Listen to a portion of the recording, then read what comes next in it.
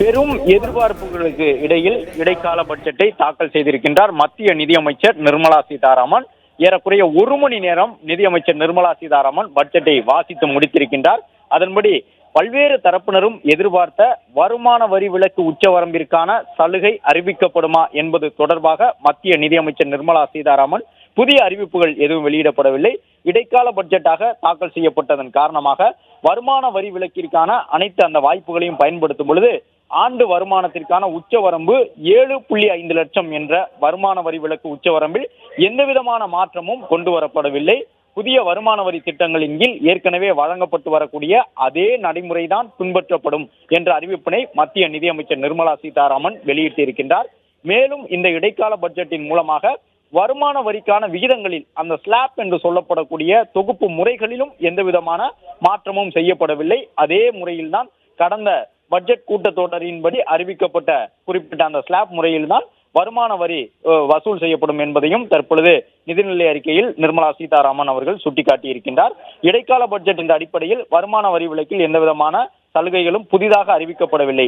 அதே நேரம் பெண் சக்தி தொடர்பாக பல்வேறு முக்கிய முடிவுகள் இந்த அறிவிப்பில் இருக்கும் என்று அறிவிக்கப்பட்டிருந்த நிலையில் அதற்கு ஏற்ப பெண் தொழிலதிபர்களை உருவாக்குவதற்காக புதிய முயற்சிகள் மேற்கொள்ளப்படும் என்கின்ற மிக முக்கியமான அறிவிப்பினையும் மத்திய நிதியமைச்சர் நிர்மலா சீதாராமன் வழங்கியிருக்கின்றார். ஏறக்குறைய 1 கோடி பெண்கள் வரை பெண் லட்சாதிபதிகளை உருவாக்குவதற்கான நடைமுறைகள் தொடங்கும் என்கின்ற ஒரு மிக முக்கியமான அறிவிப்பினை தற்பொழுது மத்திய நிதியமைச்சர் நிர்மலா சீதாராமன் வெளியிட்டிருக்கின்றார். வேளாண் துறை உட்பட பல்வேறு துறைகளிலும் மானியங்கள் அதிகரிக்கப்படும் என்பதற்கான அறிவிப்புகள் வெளியிடப்பட்டிருக்கின்றன.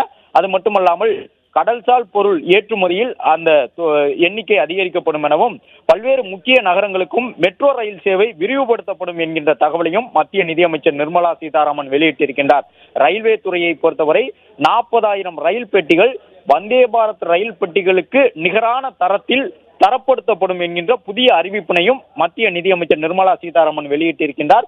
இதன் மூலமாக 40,000 ரயில் பெட்டிகள் வந்தே பாரத் ரயில் பெட்டிகளை போன்று தரமானதாக ஆக்கப்படும் பொழுது இந்தியா முழுவதும் இருக்கக்கூடிய பல்வேறு நகரங்களுக்கும் ரயில் சேவையில் பயன்படுத்தக்கூடிய பயணிகளுக்கு புதிய வசதிகள் கிடைக்க வாய்ப்புகள் அமைந்திருக்கின்றன.